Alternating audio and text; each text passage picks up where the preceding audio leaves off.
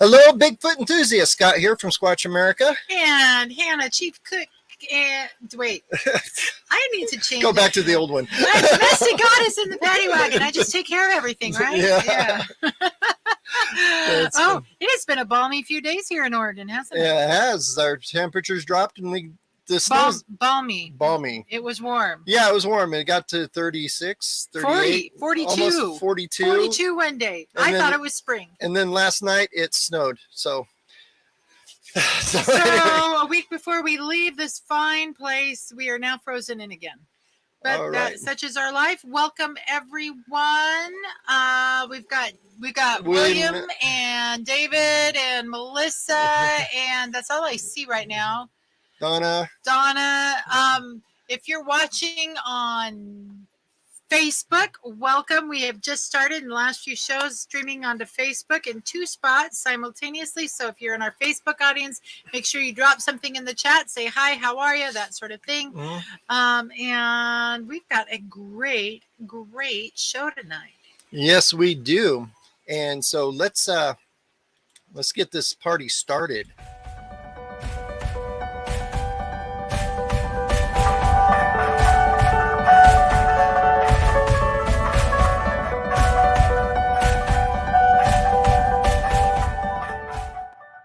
All right, so tonight we have. I have to say, I have to not. I don't know what the word I'm looking for. Are you going to cry a little? Yeah, maybe a little. No. Well, what's kind of funny is when I was going to college and I first got into anthropology, because that's when I knew what I wanted to do. And this was my second career, so I was later on in life. You were an old fart in class. I was an old fart in class, all those little teenagers. But anyway, when I first got into my anthropology class, I got really interested in Native American culture, growing up in the Northwest and my grandmother's Nez Perce. So I've been to a million powwows, so I was familiar with the people. So I got into pictographs and petroglyphs. And when I started working with the Miwok tribe and started hearing about their Bigfoot legends and stuff, I started looking into the subject. And one of the first books I found was this one. So I've wore this one out. But anyway, so she became one of my... She who? One of my idols. The author of the book? The author of the book. Okay. Became one of my idols. Ladies and gentlemen, I want to present to you and welcome to the show, Kathy Strain. Hi, Kathy. Hi. So, well, thank you very much for writing this. It really got me into the world of pictographs, actually. This and about 700 other books I found over the years, but that we cart with us. Yeah, I have my whole traveling full time. I have my whole pictograph library back here. Yeah, I couldn't bring my library, but he brought his. So anyway, Kathy, we want to ask you. First question we ask everybody is, what got you into the Bigfoot subject? Well, I have to credit Bigfoot with a lot of stuff. My mom rarely let us watch scary stuff, but she, for some reason, let us watch Legend of Boggy Creek. And I'm just a little girl. I don't even know, maybe 6 or 7, something like that. And I remember I sat watching it behind her chair the entire time in case Bigfoot came through. The TV was going to get her first. And it just enthralled me. I was like, this is wonderful. This is really interesting. And my family is from the South. They're from Texas, Oklahoma. And so they kind of knew those stories. And when I was about, I think, 5th grade, I asked my teacher, what do I need to do to study Bigfoot? And she said, well, you're probably going to have to be an anthropologist. And I said, okay. And so that's away I went. There was no turning back. There for 10 seconds, I thought about being a geologist, but I just, we always spent our times outdoors. We always traveled, went to national parks. And so it was kind of just fit all together for me. And so I always like to say, if I didn't believe in Bigfoot, I wouldn't have been an anthropologist. So. Oh, wow. Yeah, it's kind of almost the opposite with me. I mean, I was always interested in Bigfoot, being a kid growing up in the Blue Mountains, and I was like 7 when I saw the Patterson film, and it was always kind of a subject in the back of my mind I thought it was interesting. But after I started working with tribes all over the nation, they convinced me that this thing's been around a lot longer than I had thought, so that's what really got me into the serious research into the subject. So that's really interesting. And so I just had a question, and this goes back to my anthropology stuff, but if I can show, I didn't put this up, but anyway, in this pictograph, you got these right here. The small ones with the long heads. No. Next to the female one, it looks like atlatls to me. Are those atlatls? No. I thought they were atlatl. They look like an atlatl symbol to me. Yeah, I don't believe so. They have never identified that as being. They think it represents people going on the spirit world, because Hairy Man, for them, he takes those that pass away in the tribe onto the next land. So he comes for them, and I believe that's what that is representing, is that he's coming for them. And so they even have a song that they sing asking Hairy Man to come and take. That's how it goes. Yeah. But that's what I believe it is. But they don't normally spend a whole lot of time explaining every single thing that's on that rock. I mean, I know the vast majority of it, but not according to them. That's what that represents. Oh, interesting. And that would be the Yakut tribe. Am I right? Yokit. Yeah. Yokit. I didn't. Me no Or speak. Some of those words are very difficult, but or they don't mind being called the Tule River Indians either. Tule River Indians. Okay. Yeah. That's like Tule Fog. Yeah, like the Tule Fog. Yeah. So we started on that one. But it's funny because there was a lot of that over the holidays, and it made it difficult because my mom passed away last year. My dad lives in Porterville, California, where these pictographs are located. And I tell you, going to see him at Christmas time was difficult. The old Tule Fog was back, and I cuss it every time because I just hate that stuff. Yeah, we were in that area for a long, in Central Valley for a long time. For a while, we had to commute from Mariposa to Merced, about 40 miles. Yeah. And that would take us a good 3 hours in the fog. Yeah. But if nothing else, you learn how to drive by rolling down your window and listening for cars. Because that's amazing. I don't know if that's traumatizing or a skill. I don't know anymore, but. Yeah. So what are you doing now? Well, I have been working for the Forest Service as an archaeologist for the last 33 years. And I'm currently the head archaeologist, tribal relations program manager for the Stanislaus National Forest in Sonora, California. And I've been here about 25 years, I guess. Oh, wow. I'm really good friends with the lady the anthropologist here that works with the tribes with the Forest Service, and here in the Wallowa Whitman National Forest. So yeah, most forest archaeologists are also the tribal relations person, and so that's why we're heritage resource managers, because we manage history, prehistory, ethnography, the tribes that still use the resources on our forests. And so we just kind of do it all, which I like. I would be very, very depressed if I didn't get to do a little bit of everything. That's what makes my job interesting. Yeah, that's fine. I mean, she loves her job here too. She's been ready to retire. She was my in with the Forest Service, but up here. But that means it's time for us to move on. Yeah. And I've tried to convince her about Bigfoot quite a few times. She's I don't think she's a denier. She's just not going to say anything. Yeah. Yeah, and it's there's all this rumors and stuff that if you express a belief in Bigfoot, that the government will treat you badly or not let Yeah. you promote and all that stuff. And I'm clearly an example of someone who is open about Bigfoot. My office has Bigfoot stuff all over it. And it's never, ever harmed my career at all. And it's never harmed my relationship with any of my peers, anything. You know, I'm well that's great. respected. And so it's not, I don't find that to be true. I mean, if you feel like you're not getting promotions and whatever because you believe in Bigfoot, there's probably something else going on.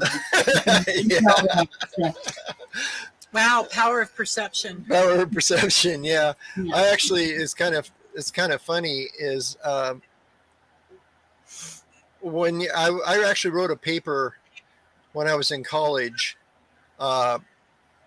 and I was comparing the body length of arms and legs and stuff of Bigfoot photos with other apes and humans, just to say that it's not the same,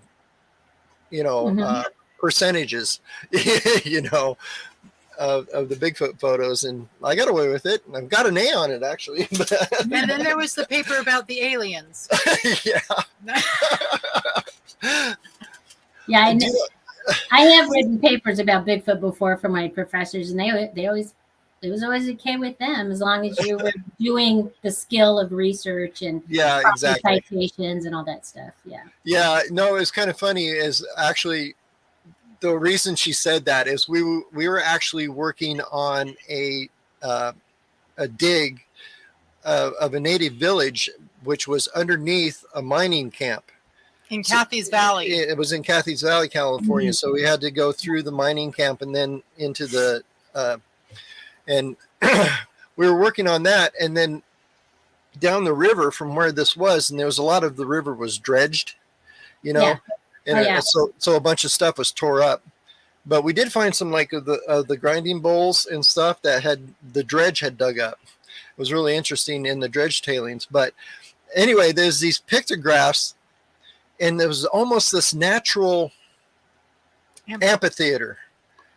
It was kind of cool. There's a little pond, and they had this rock that was kind of a dome shape, and it had pictographs all over it. Oh, wow. So it looked like it was an amphitheater where somebody would stand and tell stories, and then they had their PowerPoint basically behind them.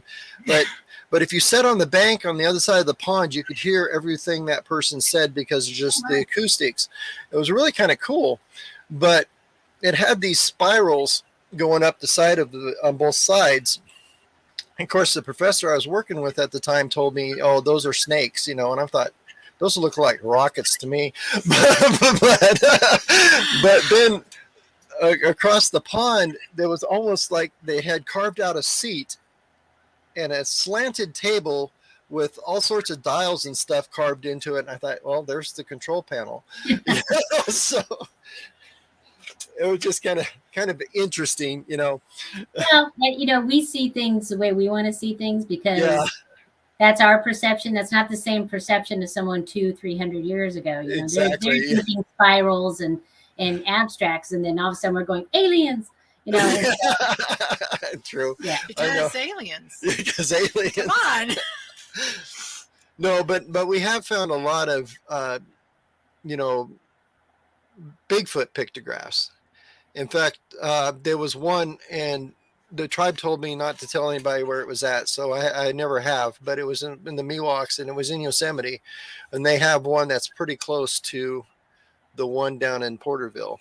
Yeah, and I've heard of it, but I have never had the opportunity. They have said stuff like, oh, one of these days, but that COVID really has just messed up a lot of traditional elders aren't with us anymore, and it's just trying so hard to gather that information before it's lost because we could have another outbreak or some other pandemic anytime. And so, but yeah, it is. I've heard that it's very similar, but I have never seen it. So yeah, I actually got to see it. And only once, but that was it. But it was very similar or sort of similar. It's very similar. I'll put it that way. And they called it Bigfoot as well. Yeah, well, in the Miwoks, they call it Yayali, which is hairy man. Yeah. Yep. Mm-hmm. And now you tell her where the elder looked at you like you were stupid. That's the best story. No, he was showing me that pictograph, and I asked him what it was, and he said, it's Yayali. And I said, hairy man, you mean like Bigfoot? And he looked at me like he looked at me, and I said, so Bigfoot exists? You know, just kind of, and he looked at me like I was stupid, like, yeah, you know, like, idiot. That's actually really funny. Yeah. It's like of course he is. You know, it's not.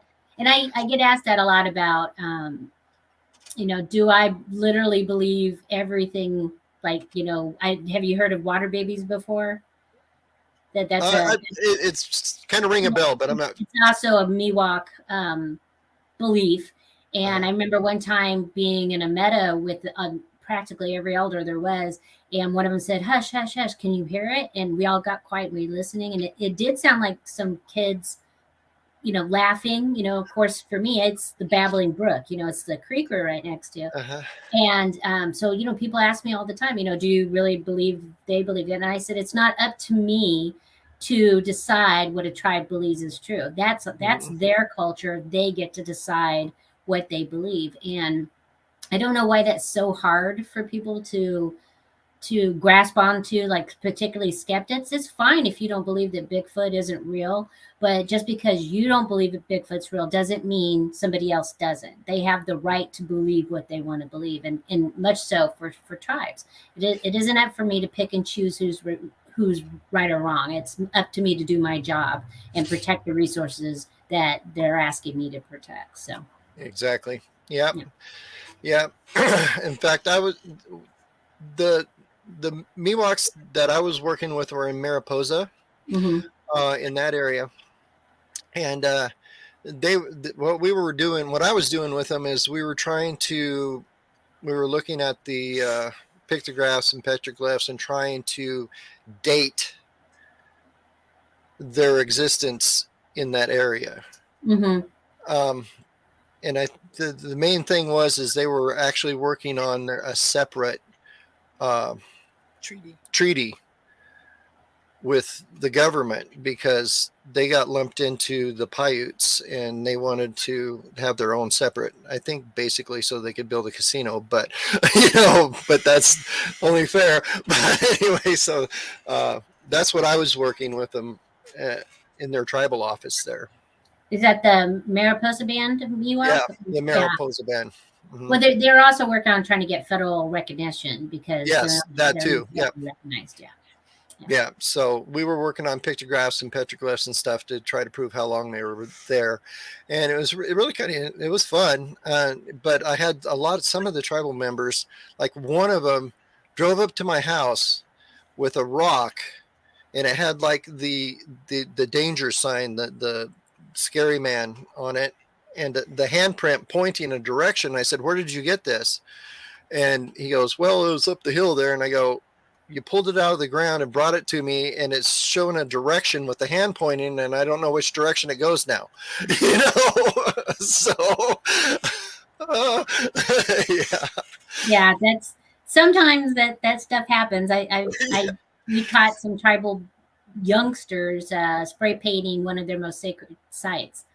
And it was just like, and we let the tribe take care of it. We were like, "Oh, here you go. You take care of it." And I don't think those kids did that again. So yeah, probably not. So we got some questions actually in the chat. Nighthawk wanted to know. The first question was, when you published, did you self-publish or did you, or was it was published through Hancock House, and they have other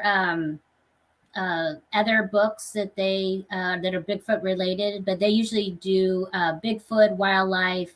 I can't remember what the third topic is, but yeah, wonderful publisher. So know that this is the first edition of the book is now sold out, and they have a second edition, but it's not nearly as pretty as the first one. Oh, so glad we got in on that. Yeah. Yeah. So also William Nighthawk, who is also a tribal member. He's in where's he at? Oklahoma, right? I can't remember. Okay, William, throw it out there. Yeah. Where are you from? Yeah, I forgot him. So he said his tribe calls him Shaitanka. Yep. Big brother. Yeah. So. And Mike Casey, who's a Bigfooter up here in the Blue Mountains, said that water babies are told to be in Pyramid Lake in Nevada also.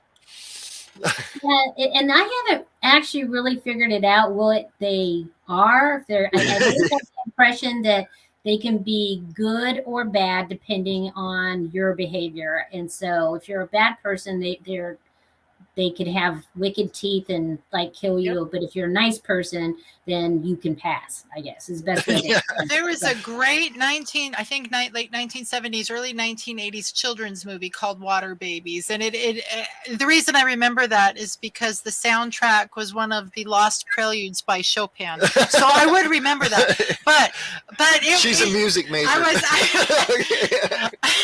Anyway, but yeah, Water Babies, it's very, anyway, it has nothing to do with this, but I know what water babies are, and they can be mean or they can be nice, and they're kind of like mermaids, depending on how you are. Yeah, it was I never really, I mean, I know about it and stuff, and it's really interesting because we'll be in meetings or something, and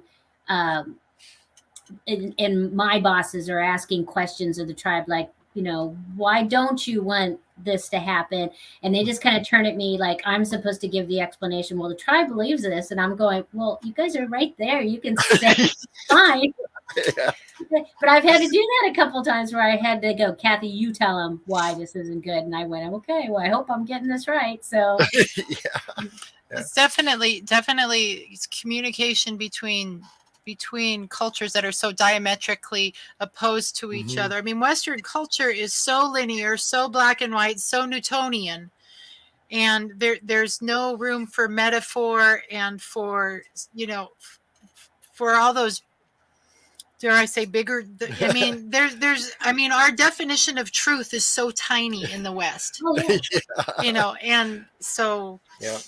I mean, even as much as I advocate for tribal knowledge, there's stuff there that's lost because, of course, they weren't allowed to practice for a long time and put on reservations. And so the cure for cancer could be out there. They already had it, and now we'll never know because we broke that connection between the past and the present. And so, those are things to think about. Right. Yeah. Even like my great grandmother was full-blooded Nez Perce, and they've lost their language, which is sad. It's really, really sad. I mean, they're trying to bring it back, but if nobody knows it, I mean, what do you do? Yeah, it is difficult, especially, and that's a big tribe. So you can imagine how that with the smaller tribes that only have a couple hundred members still left. It just gets worse. So. Yeah. Yeah. Well, kind of interesting side note, the Nez Perce are buying their land back. Oh, good. they are piece by piece in the Wallowa Valley. When land comes up for sale, they're buying it back. Yeah, the Tuolumne Band of Miwok are doing a similar thing, and eventually we'll have that entire place bought up, I would expect. So. Yeah, that's awesome. Yeah. Yeah. So I'm looking for other chat things. William said he's from Virginia. Virginia, yeah. I'm sorry, my brain doesn't work most of the time. That's not even the real South. That's mid South. Yeah. So you say all the South. The South is just the South, but. Okay. Now here's another question. We were talking about the water babies. Depending on whether you're good or bad.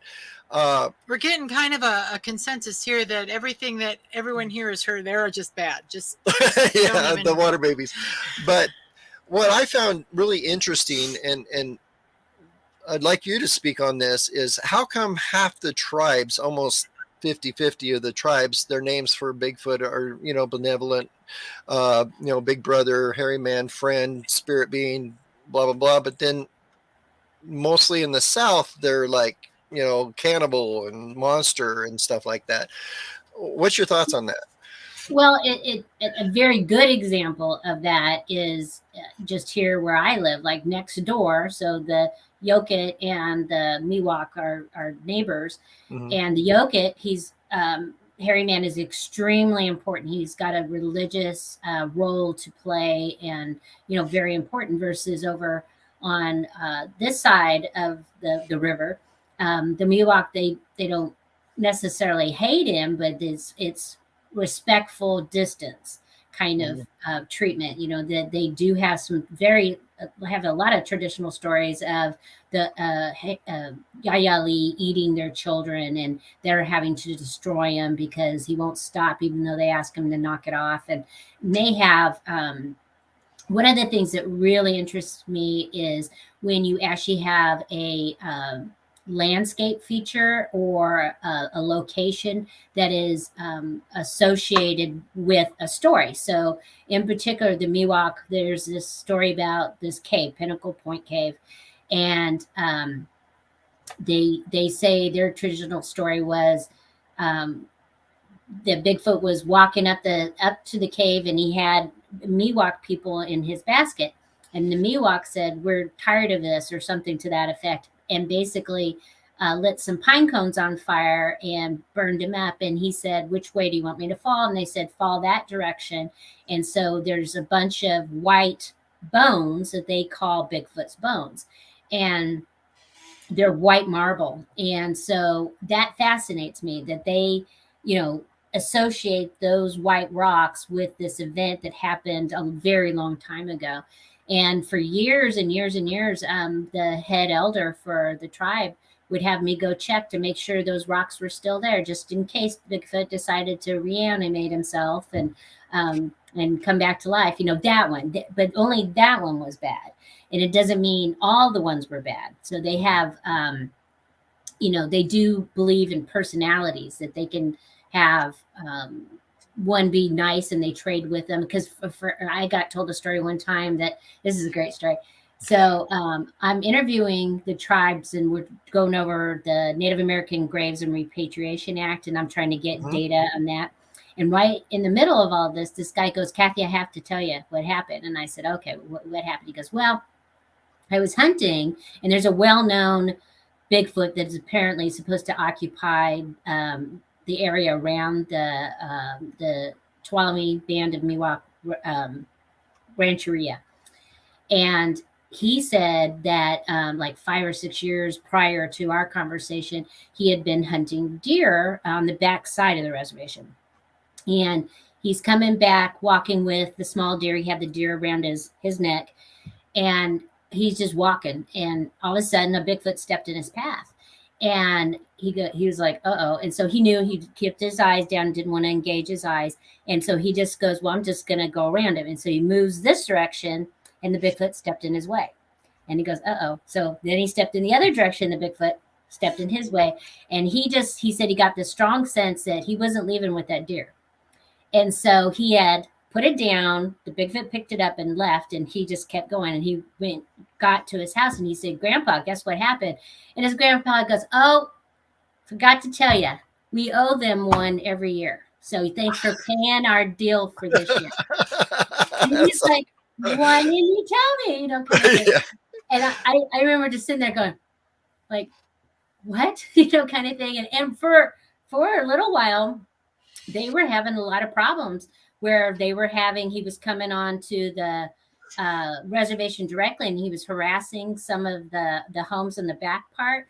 And when I would go out there for night consultations, they would escort me to my car to make sure I was in the car. And they would tell me, "Don't stop until you get off our reservation and you're over at this corner. If you hear any whistling, ignore it. Do not get out of your car under any circumstances." And I go, "Okay," and then finally I didn't know what was going on until finally I asked. I said, "What is going on?" And they're like, "Well, we're just really worried about this Bigfoot, and you're kind of tiny, and sound like a young girl, and you might be taken." And I was like, "Well, thank you for taking me to my car, getting me home safe." So yeah, that's cool. Yeah, actually we had actually almost the same thing happen. I had to be escorted on and off the property with the Umatilla tribe once, because they said, "Well, we've got kind of an angry Bigfoot going on right now." So yeah. And they don't, of course, and it's not going to look good if government employee goes to the reservation to have a consultation, and then they disappear. Bigfoot got 'em. Yeah, exactly.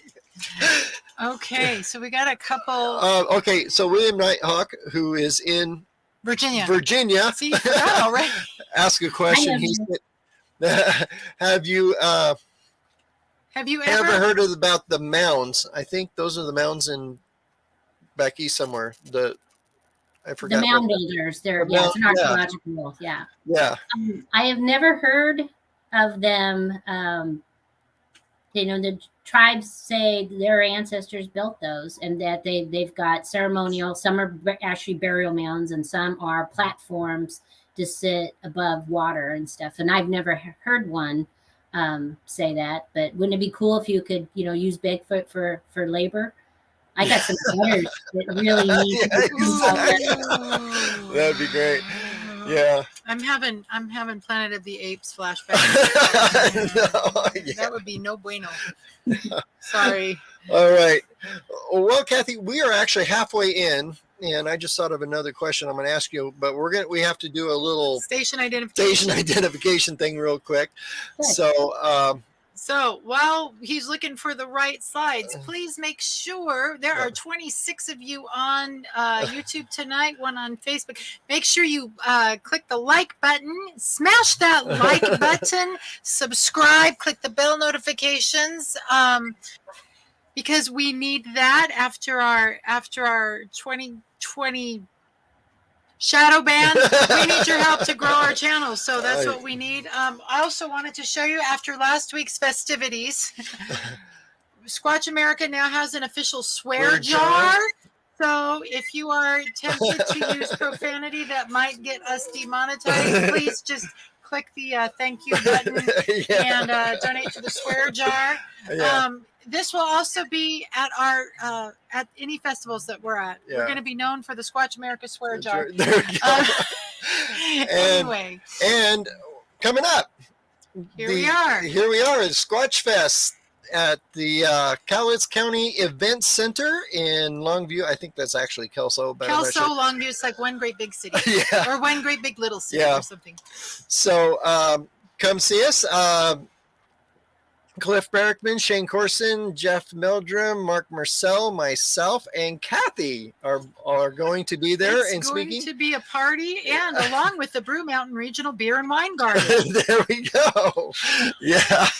So if you want to show up on Friday at 4:30, Craig Yane, if I'm saying that right. Looks more like Yanni. Yanni. Craig will be there. Craig will be there. He's a local TV celebrity in that area, and he's going to be talking about signs and sounds of Sasquatch at 4:30 on Friday. And then there's going to be the speaker forum, Talking Squatch, and that's with all of us. And then Saturday at 10:30 is Jeff, and then 12 o'clock myself. 1:30 Mark Marcel. And if you don't know who Mark Marcel is, he's the guy who found the cabin, the famous Bigfoot Ape Canyon cabin. He found that.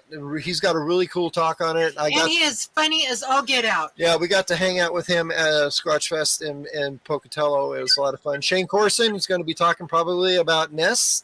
I'm guessing Kathy Strain's going to be, she's going to tell you what she's going to be talking about. And Cliff, I don't know what he's talking about, but he's going to talk about what he always talks about. Bigfoot stuff. Yeah. And then after that, we want to make sure, we're going to be, the weekend after that, we're going to be speaking at the Eugene Boatman and Sports Show. We do 4 shows in a row after that, or 3 shows after this one. These sportsman shows up and down the coast of the I-5 corridor. The I-5 corridor, basically. Eugene, Roseburg, Medford, and Anderson, California will be speaking there at the wrong button. At all those shows. So I'm trying to get through this so we can get back. I know. But anyway, if you're in any of those areas, like Michelle will come see us in Anderson. If you're in any of those areas, come out and see us. Yeah. We'll be there. We'll be there.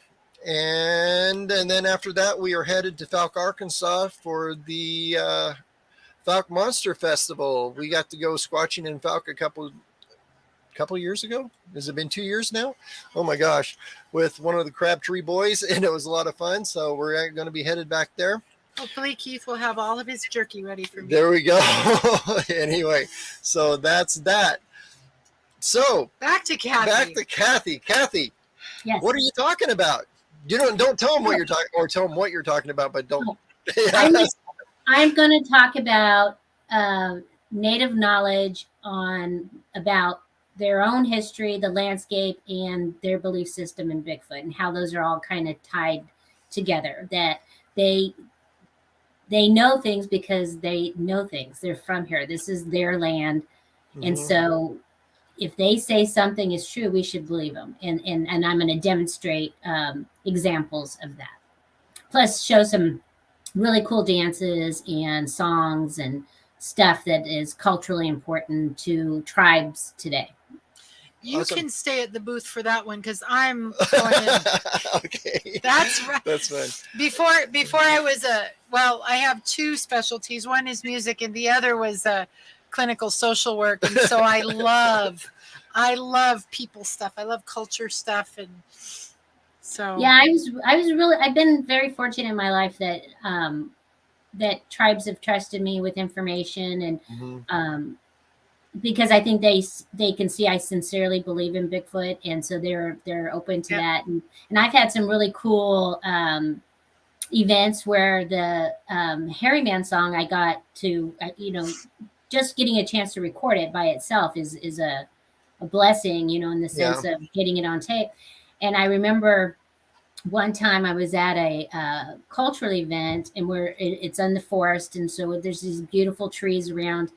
And a very dear friend of mine who's Miwok, her name's Arveda, put her, and we hadn't talked about Bigfoot in a long time. We were doing, we were cleaning a traditional garden of weeds and stuff. So we're just randomly, working. And she just put her hand on my shoulder and she just belted out the Hairy Man song exactly as it's sung. And she goes, I don't know why I did that. And I said, and it brought tears to my eyes because I was just like, that is exactly the song. I know that song better than I know anything. And I said, well, maybe it's a sign that Hairy Man's nearby, or something like that. And we didn't have anything happen, but I always wondered what caused her to just sing that to me. And so it was really cool. Oh, that is awesome. Yeah. I actually had a kind of funny, you say that, because after we got into doing the big full time, after I retired, I got into the Bigfoot research full time. I've been doing it about 6 years now, 7. I don't know. Anyway, I don't know. Anyway, so we're that old. The time just is a blur. Yeah, time's a blur.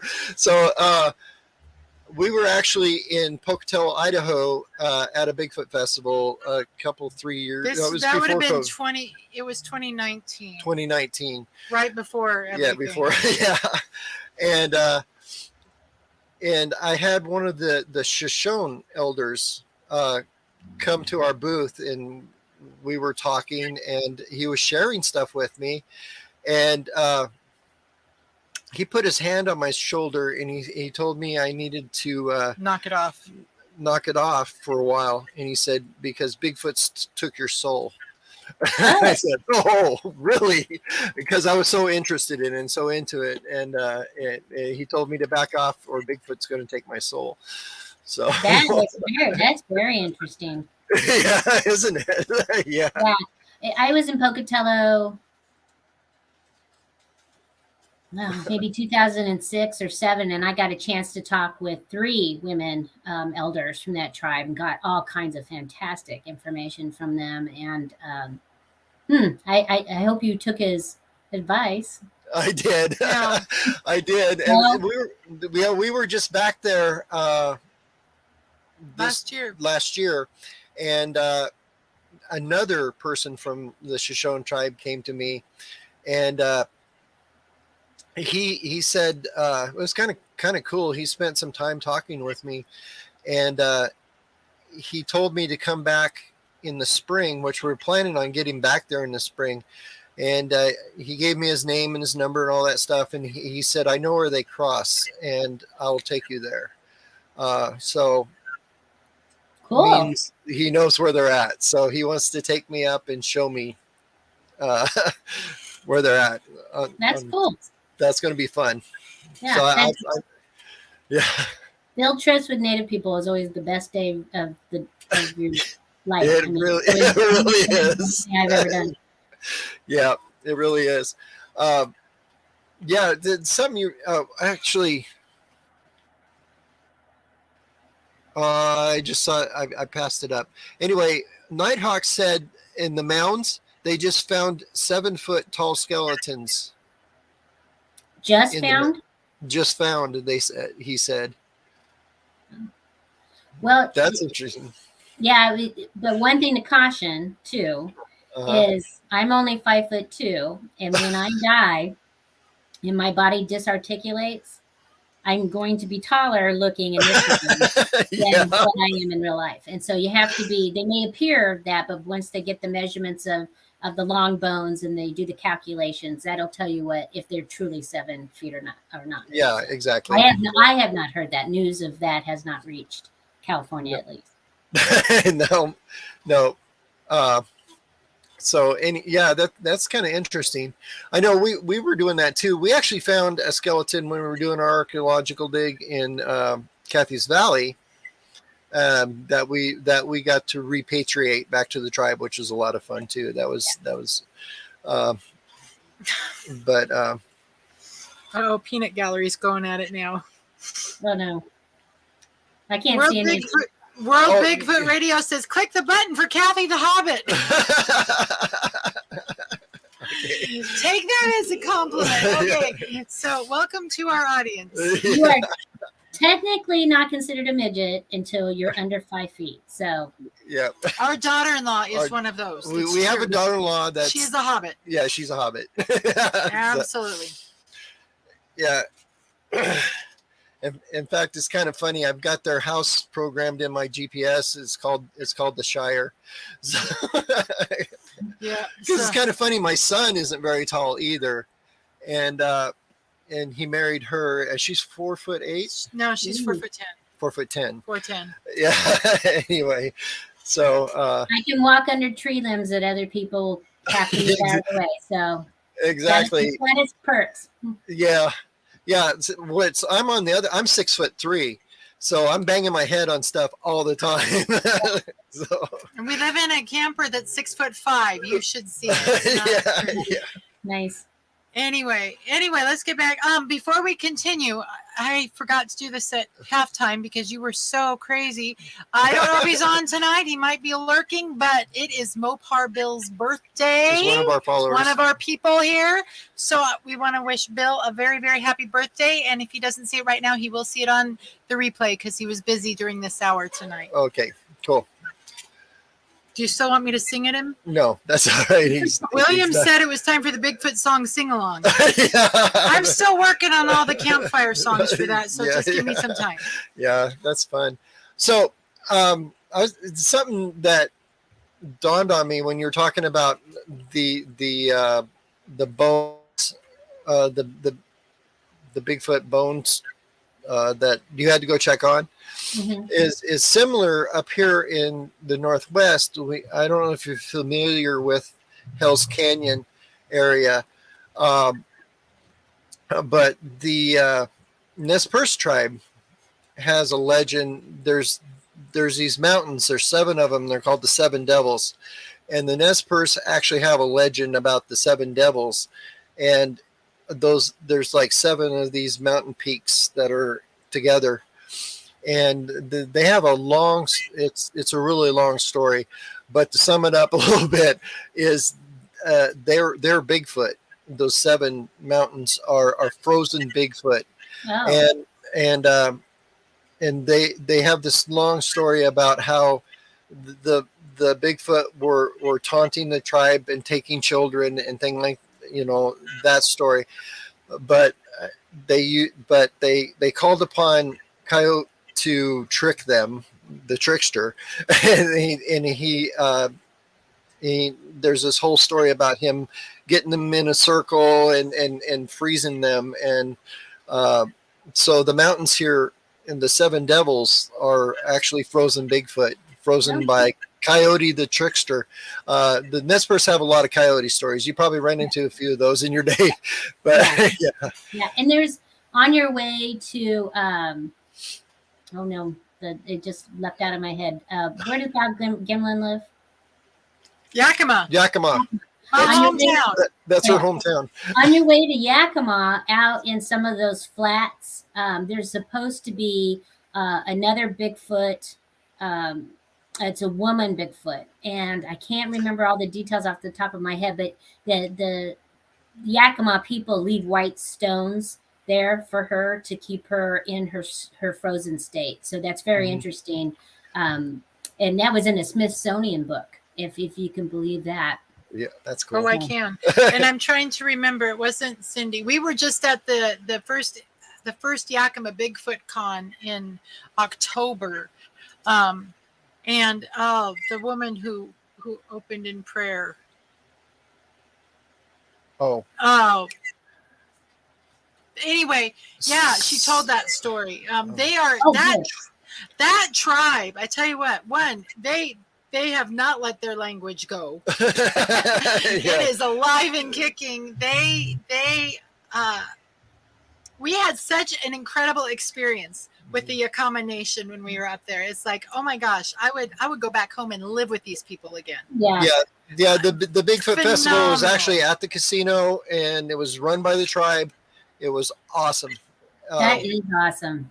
I mean, like goosebumps. I mean, the degree of devotion and respect, and the way that they've communicated that to the whole area at large, it just I hadn't been back to Yakima since I was like a teenager, because I left as soon as I could get out of there, right? But it was so beautiful to see. And so yeah, if you ever get a chance, man, we should just recommend that they invite Kathy to the next one. Yeah, that would be fun. Well, I spoke at the Bob Gimlin events that they had, the anniversaries and stuff like that. So I've been to Yakima several times, and so I went to Bob Gimlin's 80th birthday, which apparently was 10 years ago. We actually at the festival was his birthday, and the night before at one of the bars downtown they had a birthday party we got to go to, and for Bob, it was his 90. Yeah, 90. Yeah. And so you probably know Mel Scahan. I know him. Yeah, he's the one who invited us up there, and That's it was nice. a lot of fun. Yeah, he's a nice guy. Yes. No, I love that tribe. Yeah.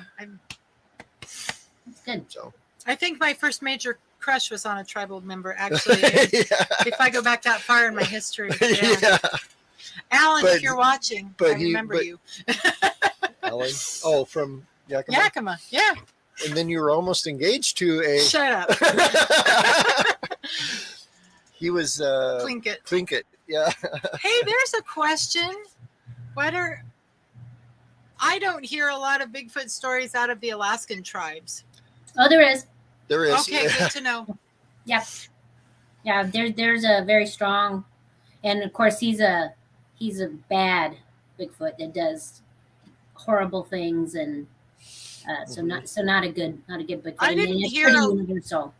I didn't hear a lot of good stories about anything from the Tlingit tribe. Sorry, it is they seem to be pretty Debbie Downers about a lot of things. Yeah. I wasn't a good fit. Yeah, but that's fine. But yeah, actually, there was another one. One of my favorite ones, I guess, native stories that I've heard. You probably heard it. It's with the Ojibwa tribe having a treaty with Bigfoot. Mm-hmm. Yeah. Oh, yeah. There's actually several stories of trading with a Bigfoot where you leave.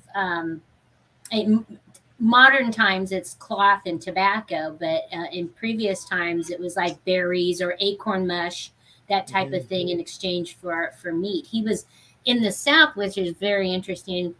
Bigfoot was actually an acceptable marriage partner because he was such a well-known hunter that he could provide for the entire family with this hunting. And so, brother-in-law, can you go hunt and get us some food? So it's those are those stories. I mean, they exist because they exist, and you know that's all I can say about it. But yeah, treaties and the Washoe here in California tried to make a treaty with their Bigfoot because he was eating all their kids, and it didn't work, so they had to kill him. So. Oh wow. Well, the one I heard was that when the white man showed up, the Bigfoot told the Ojibwa tribe not to trade with them. And the Ojibwa said that they were going to anyway. And Bigfoot said, well, if you trade with them, we're going to the mountains and never be seen again, which is very interesting. Yeah. Yeah. Well, and what's another interesting story that brings up is along the Trail of Tears. I can't remember now if it's Choctaw or Cherokee. It throws it out of my head which one it is. But the Bigfoot essentially had said, wherever you go, we're going to come with you. And the tribe said, well, if you can't be seen, because if the soldiers see you, they'll kill all of you and you won't have any left. And so this tribal story is that they would, they're camping along the trail as they're getting to their location, and just off the distance, they could see Bigfoot's fires where they had set a fire to, just enough so that the Indians could still see them and knew that they were following them. And so they made that leap. And so it's always kind of been the story that's why, like Oklahoma and Arkansas area, that's how come you guys got Bigfoots, because we brought them with us. So that is interesting. That. Yeah. I love that. It's like they followed them with a pillar of fire. Yeah, that's kind of interesting. I just didn't want to be. I can't remember why they said at the top of my head, but it was because that was their people, and they wanted. They were worried other people wouldn't have the same relationship with them, so they wanted to be with their people. So. Mm-hmm. Yeah. Now I'm gonna throw something a little weird at you, but okay, here we go. Right. The Miwoks, since they're probably the tribe I know the best. Well, that and the Nez Perce, but I grew up in the Nez Perce, so that was different. But there's a legend that the Miwok have, or told me, that everywhere Bigfoot goes, a light follows. You ever heard that before? No, I've never heard that. Oh, really? And so they were talking about orbs, I'm thinking. Orbs. But, yeah. That's kind of controversial in the sense of the Miwok on this side. So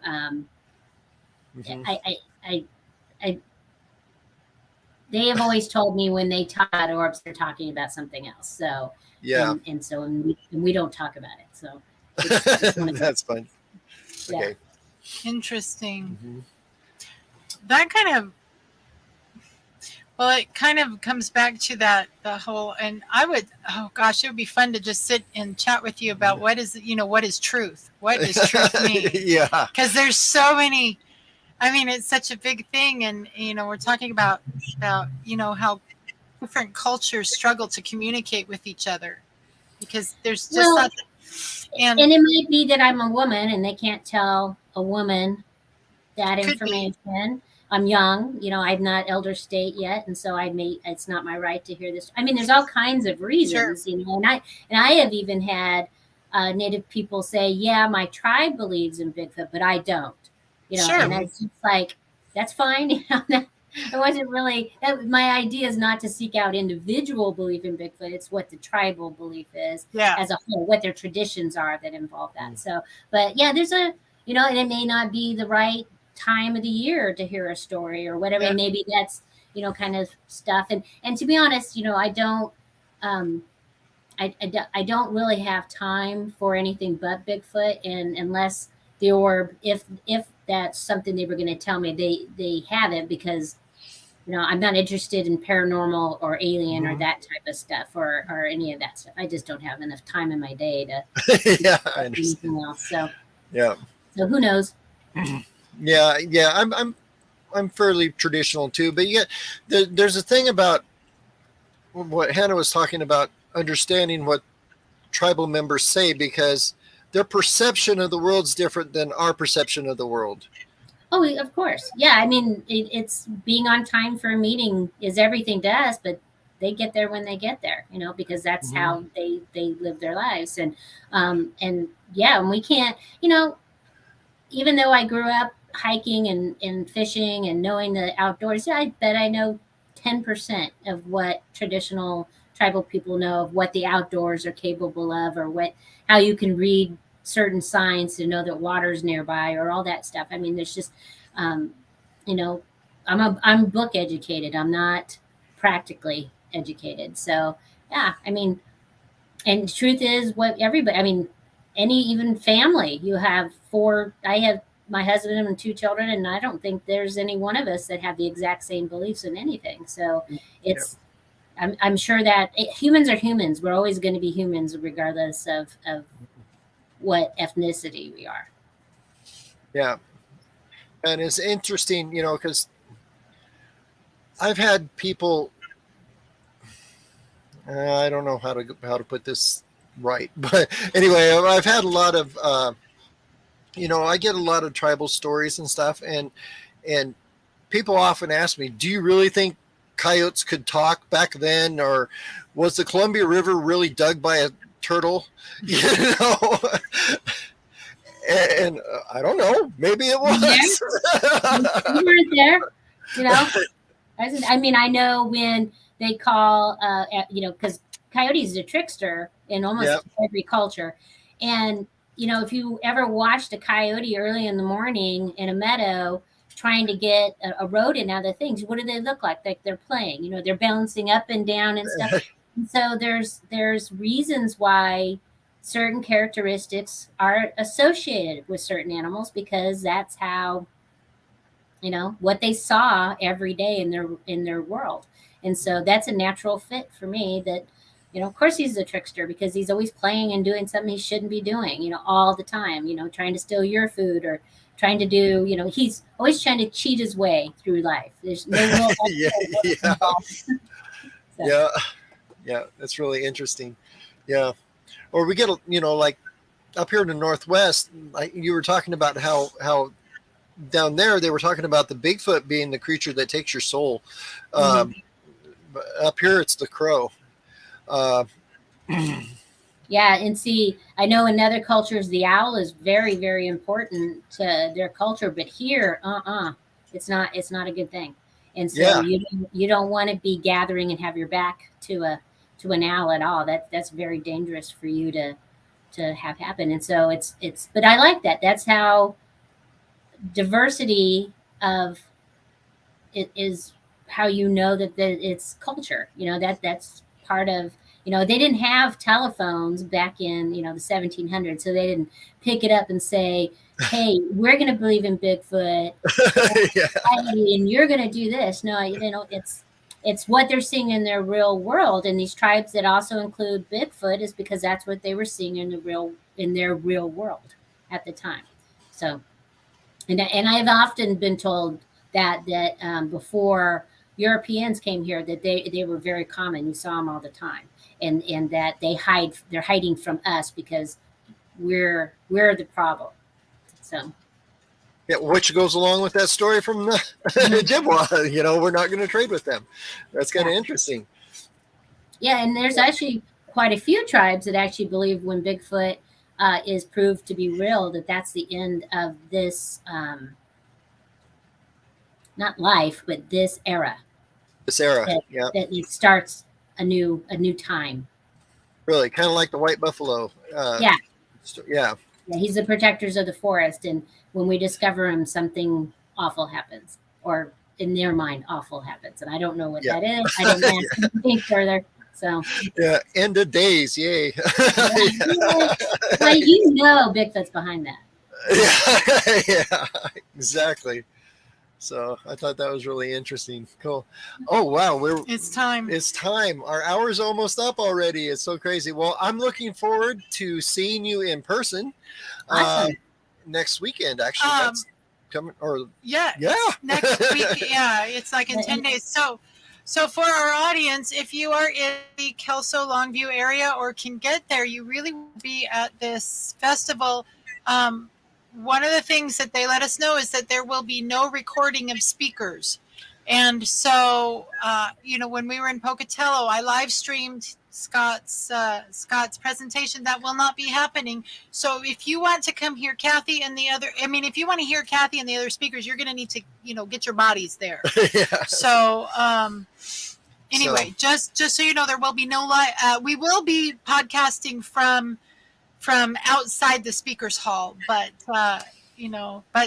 if you want to hear them speak, you will need to be there in person. Yep, and our research truck, we got a fancy research truck.